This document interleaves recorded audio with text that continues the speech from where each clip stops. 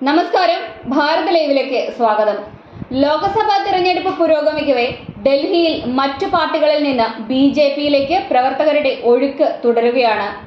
ആം ആദ്മിയിൽ നിന്നും കോൺഗ്രസിൽ നിന്നുമുള്ള നിരവധി പേർ ഇതിനോടകം തന്നെ ബി.ജെ.പിയിൽ ചേർന്നു കഴിഞ്ഞു.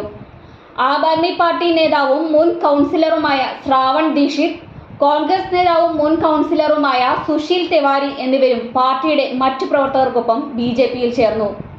ഡൽഹിയിലെ ബി.ജെ.പി സംസ്ഥാന കമ്മിറ്റി ഓഫീസിൽ നടന്ന ചടങ്ങിൽ സംസ്ഥാന പ്രസിഡന്റ് വീരേന്ദർ സച്ദേവ, ഈസ്റ്റ് ഡൽഹി ലോക്സഭാ മണ്ഡലം ബി.ജെ.പി സ്ഥാനാർത്ഥി ഹർഷത് മൽഹോത്ര എന്നിവർ ചേർന്ന് ഇവരെ ബി.ജെ.പിയിലേക്ക് സ്വാഗതം ചെയ്തു.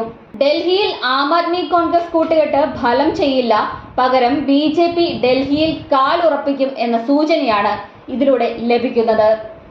കോൺഗ്രസിന്റെയും ആം ആദ്മി പാർട്ടിയുടെയും കൂട്ടുകെട്ട് സ്വാർത്ഥ താൽപര്യത്തിൽ അധിഷ്ഠിതമാണെന്നും അത് ബി.ജെ.പിയുടെ സാധ്യതകളെ ബാധിക്കില്ലെന്നുമുള്ള കണക്കുകൂട്ടൽ യാഥാർത്ഥ്യമാകുമെന്നാണ് ഡൽഹി രാഷ്ട്രീയവുമായി ബന്ധപ്പെട്ട പ്രവർത്തകർ പറയുന്നത്.